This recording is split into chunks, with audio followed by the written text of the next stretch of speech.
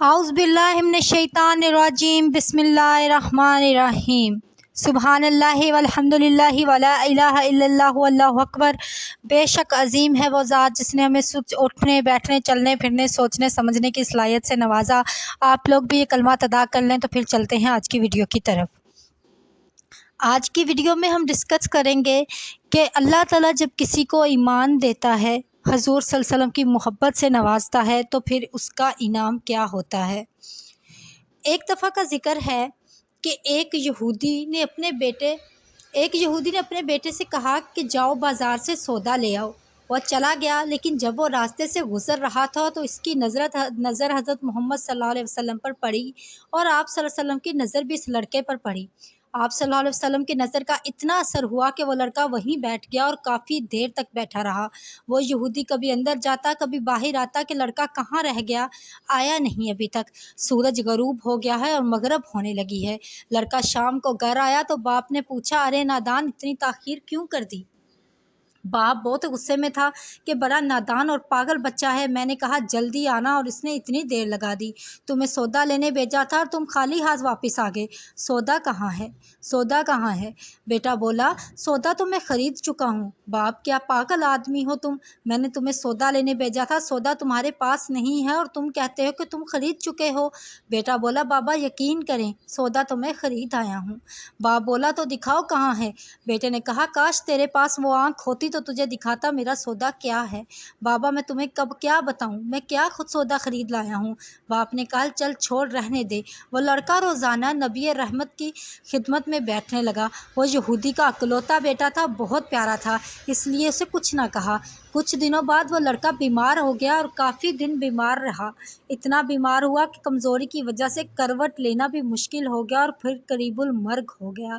یہودی بہت پریشان تھا۔ وہ بھاگا ہوا آیا، حضور صلی اللہ علیہ وسلم کی خدمت میں حاضر ہوا اور بولا، میں آپ کے پاس آیا ہوں۔ آپ تو جانتے ہیں کہ میں یہودی ہوں، مجھے آپ صلی اللہ علیہ وسلم سے کوئی اتفاق نہیں ہے، مگر میرا بیٹا آپ کو دل میں دے بیٹھا ہے، اس وقت قریب المرگ ہے، آپ صلی اللہ علیہ وسلم کو رات دن یاد کر رہا ہے۔ کیا ممکن ہے کہ آپ اپنے اس دشمن کے گھر آ کے اپنے عاشق کو ایک نظر دیکھنا پسند کریں گے؟ کیا یہ آرزو پوری ہو جائے کہ وہ مرنے سے پہلے آپ کا دیدار کر لے؟ وہ کسی اور چیز کی آرزو نہیں کر رہا ہے۔ آپ صلی اللہ علیہ وسلم نے فرمایا، اپنے صحابہ سے کہا کہ تم لوگ بھی ساتھ چلو اور جا کر اپنے عاشق کا دیدار کرتے ہیں اور اسے بھی اپنا دیدار کراتے ہیں۔ آخری لمحہ ہے، آنکھیں بند ہونے سے پہلے ہم اسے کچھ دینا چاہتے ہیں، چلو چلتے ہیں۔ یہودی کے گھر پہنچے تو لڑکے کی آنکھیں بند تھی۔ حضور صلی اللہ علیہ وسلم کا سراپا کرم ہی کرم ہے۔ لڑکے کی پیشانی پر اپنا دست مبارک رکھا، لڑکے کی آنکھیں کھل گئی جیسے زندگی لوٹ آئی ہو، جسم میں طاقت آ گئی، ناتوانی میں جوانی آئی۔ آنکھیں کھولی، رخ مصطفیٰ پر نظر پڑی، ہلکی سی چہرے پر مسکراہٹ آئی، لب کھل گئے، مسکراہٹ پھیل گئی۔ حضور صلی اللہ علیہ وسلم نے فرمایا، بس اب کلمہ پڑھ لو۔ لڑکا اپنے باپ کا منہ تکنے لگا تو وہ یہودی بولا، میرا منہ کیا تکتا ہے، ابو القاسم جو کہتے ہیں کر لو۔ لڑکا بولا، یا رسول اللہ، میرے پاس تو کچھ بھی نہیں۔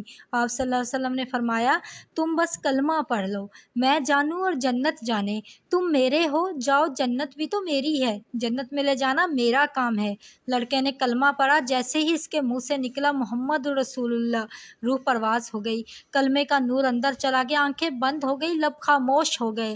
لڑکے کا باپ جو کہ یہودی تھا بولا، محمد صلی اللہ علیہ وسلم، میں اور آپ دونوں مخالف ہیں، اس لیے یہ لڑکا اب میرا نہیں رہا، اب یہ اسلام کی امانت ہے، اگر کاشانہ نبوت سے اس کا جنازہ اٹھے تبھی اس کی عزت ہے، لے جائیں اس کو۔ پھر آپ صلی اللہ علیہ وسلم نے اپنے صحابہ سے فرمایا، سب مل کر اسے اٹھاؤ اور اس کے جنازے کو کندھا دو۔ آپ صلی اللہ علیہ وسلم جب یہودی کے گھر سے نکلے تو یہ فرماتے جا رہے تھے، اس اللہ کا شکر ہے جس نے میرے صدقے سے اس بندے کو بخش دیا، اس اللہ کا شکر ہے جس نے میرے صدقے سے اس بندے کو بخش دیا۔ اللہ اکبر! کیا مقام ہوگا اس عاشق کی میت کا جس کو اس صحابہ رسول جیسی عظیم ہستیاں کندھا دے رہی تھی، اور آگے آگے محمد مصطفیٰ صلی اللہ علیہ وسلم خود ہوں۔ قبر تیار ہوئی، کفن پہنایا گیا، حضور صلی اللہ علیہ وسلم قبر کے اندر تشریف لے گئے، قبر میں کھڑے ہوئے اور کافی دیر کھڑے رہے اور پھر اپنے ہاتھوں سے عاشق کی میت کو اندر اتارا۔ آپ صلی اللہ علیہ وسلم قبر کے اندر پنجوں کے بل چل رہے تھے، مکمل پاؤں مبارک نہیں رکھ رہے تھے۔ کافی دیر کے بعد آپ صلی اللہ علیہ وسلم قبر سے باہر آئے تو چہرے پر تھوڑی زردی چھائی ہوئی تھی، थकन सी महसूस हुई। सहाबा पूछते हैं, या रसूलुल्लाह ये क्या माजरा है? पहले तो ये बताइए कि आप सल्लल्लाहु अलैहि वसल्लम ने कब्र में पाँव मुबारक मुकम्मल क्यों नहीं रखा? आप सल्लल्लाहु अलैहि वसल्लम पंजों के बल क्यों चलते रहे? तो करीम आका सल्लल्लाहु अलैहि वसल्लम ने फरमाया, कमर के अंदर बेपनाह फरिश्ते आए हुए थे, इसलिए मुझे जहाँ जगह मिलती थी मैं पंजा ही रखता था, पाँव रखने की जगह नहीं थी। मैं नहीं चाहता था कि किसी फरिश्ते के पाँव पर मेरा पाँव आए। फिर सहाबा ने पूछा, आप सल्लल्लाहु अलैहि वसल्लम कब्र के अंदर क्यों गए? हम चले जाते। तो आप सल्लल्लाहु अलैहि वसल्लम फरमाया कि मैंने इस लड़के से कहा था तेरी कब्र को जन्नत बनाऊंगा, तो अब इस कब्र को जन्नत बनाने के लिए उसके अंदर चला गया था। तो फिर हजूर सल्लल्लाहु अलैहि वसल्लम से पूछा गया कि आप इतने थके हुए क्यों थे? फरमाया, थका हुआ इसलिए था कि फरिश्ते और हूरें इस आशिक के दीदार के लिए आ रही थी और मेरे वजूद से लग लग कर गुजर रही थी, इसकी वजह से मैं थक गया था।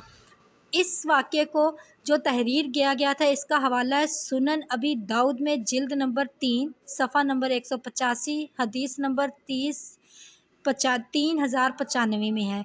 मसनद अहमद बिन हम्बल में इसको तहरीर किया गया है, जिसमें जिल्द नंबर 3 सफ़ा नंबर 175 और हदीस नंबर 12815 है।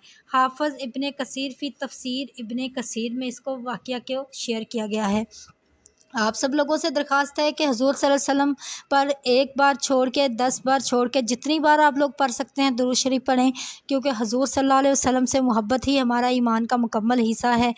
तो आप लोगों से छोटी सी रिक्वेस्ट है, अगर वाकई में कुछ भी अच्छा लगा हो तो इस तरह के वाक़ये के लिए हमारे साथ जुड़े रहने के लिए चैनल को सब्सक्राइब कर दें, लाइक कर दें, शेयर कर दें। शुक्रिया, जज़ाकल्लाह।